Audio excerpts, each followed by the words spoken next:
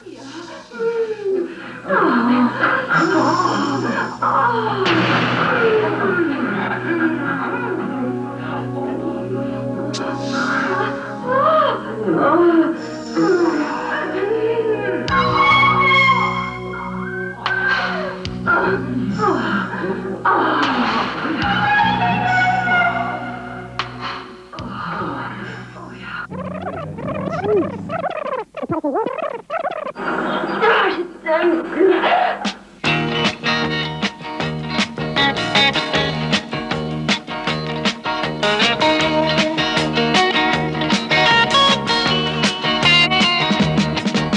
a shiver in the dark, it's raining in the park, but meantime sound of the river, you stop and you hold everything. A band is blowing Dixie, double fall time. You feel alright when you hear the music ring.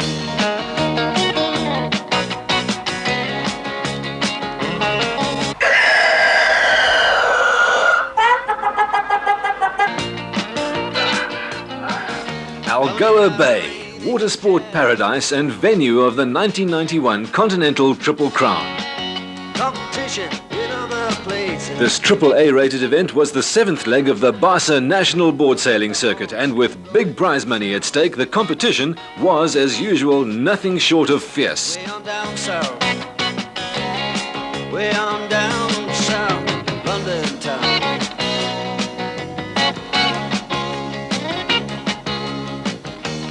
With no less than 3 disciplines scheduled, namely slalom, wave and speed, the family masseuse was, well instructed. All the chords.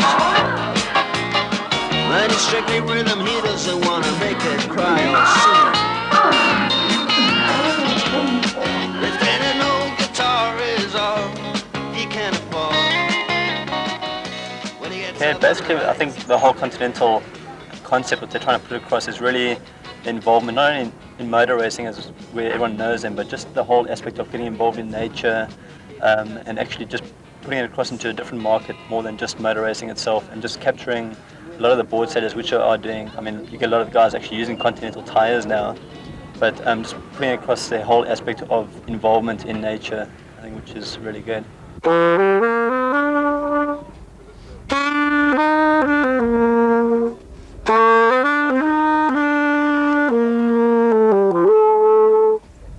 Okay, cut! That's enough of this bullshit. Let's get on with some real action.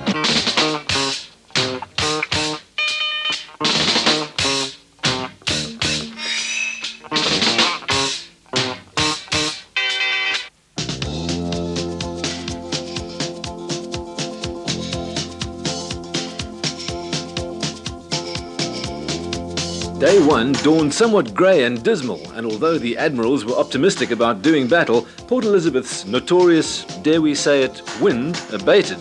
And so, without further ado, we fast-forwarded to the second day.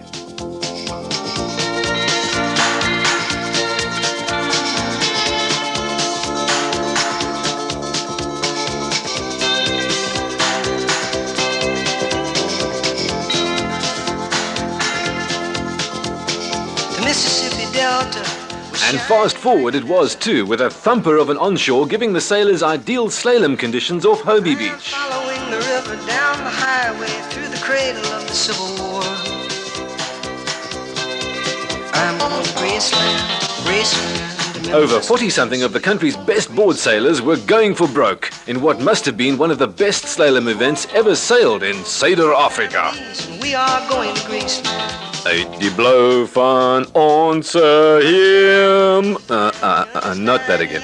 After all, board sailing is a very demanding sport at the best of times, and then when you're up against the nation's best, you've got one hell of a challenge on your hands. I think everybody's a challenge, and it would be unfair on anyone to rule them out and say that they're not a challenge and not to worry about them, because you just never know what happens on the day.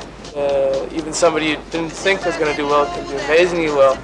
So it's very bad to count anyone out early. My biggest challenge would be keeping it all together, getting all the work that you've done, the preparation, and putting it into the race and coming out tops. I'd say that's the biggest challenge for sure.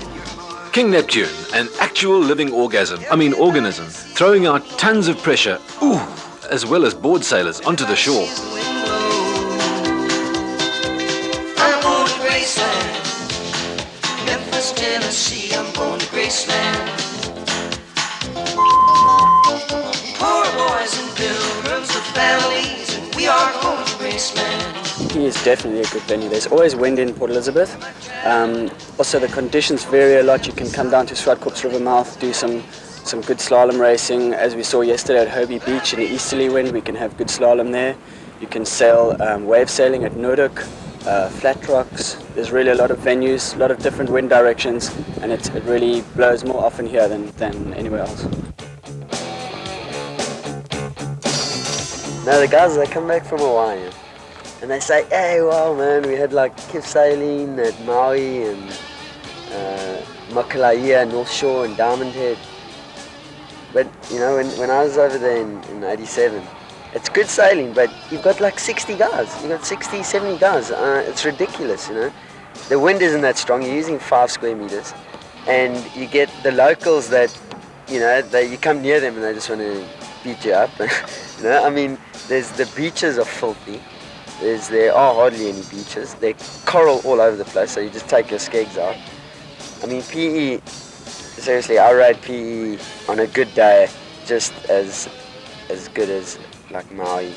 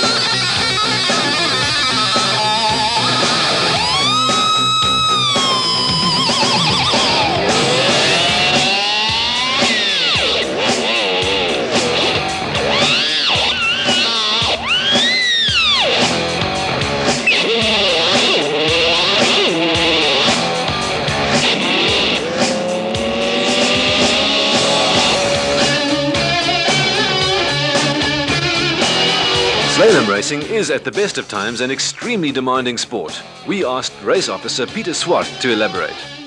Slalom racing is a combination, all sailing is and all sports are to a certain extent, but in slalom racing there's a big combination of luck and equipment and of course skills.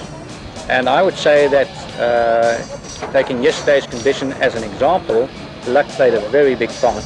There were sailors there, top-ranked sailors who got knocked out in the first wave just by bad luck, and that happens to everybody. Then of course there's broken equipment and that kind of thing.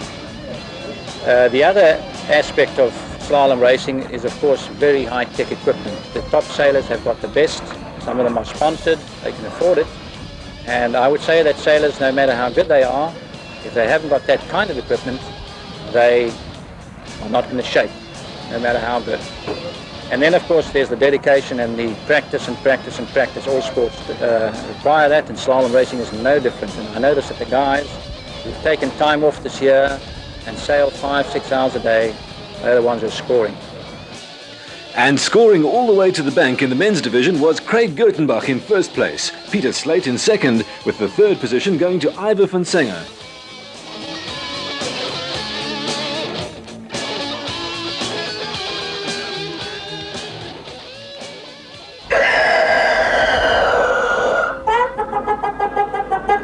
Now the chicken would not be alive if this car wasn't wearing Continentals.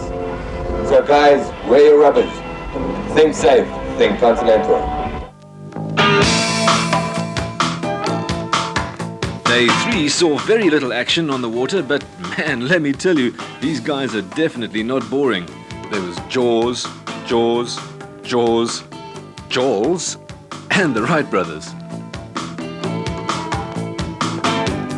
Even Ivan the Terrible was considering rally driving at this point, and if he drives anything like he sails, then Oom Sarel had better beware. Day 4 dawned over Africa, and it was lights, camera, action.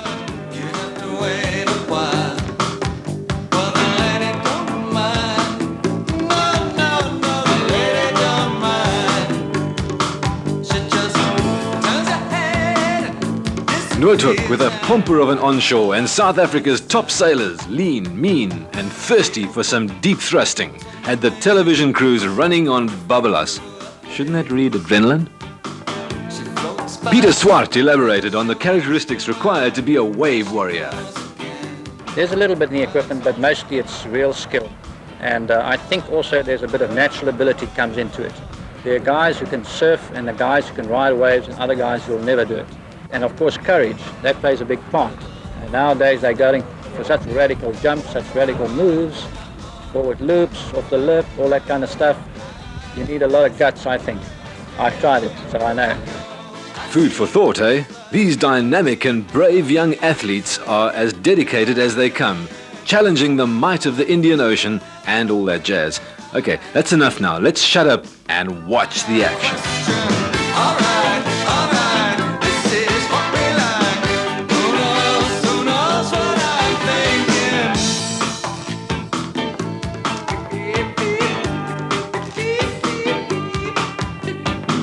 And while the sailors were reaching for the skies, the television crew was getting high in another way. She says love is not what she's after, but everybody knows. Each time she looks in the mirror, well, she lets her feelings show. Well, the lady don't mind. No, no, no, the lady don't mind. She just turns around, disappears, and I kinda like that style.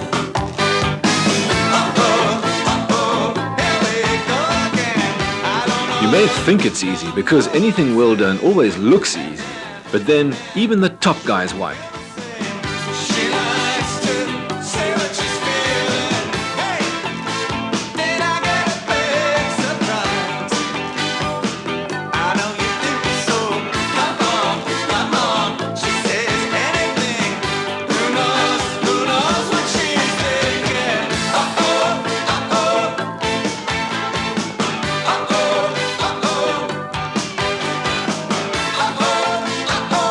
Board sailing and the future.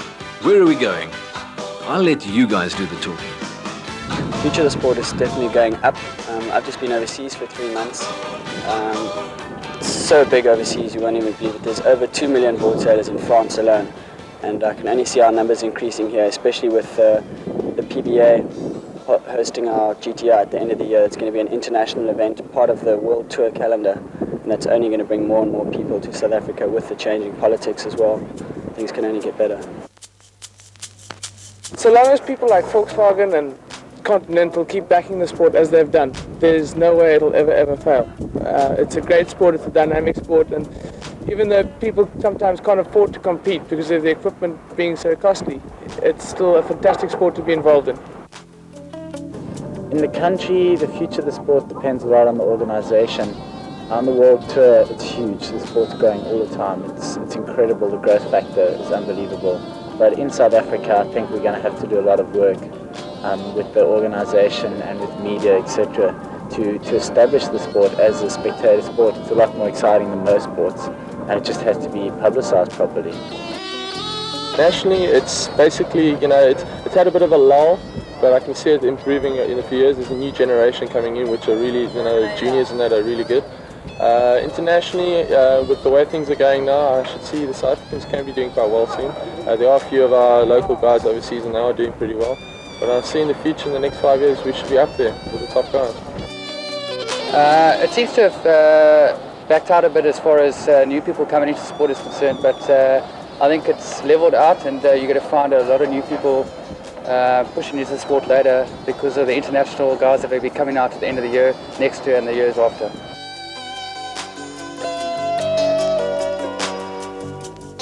These then, the highlights of the 1991 Continental Triple Crown, a memorable event in the best sense of the word.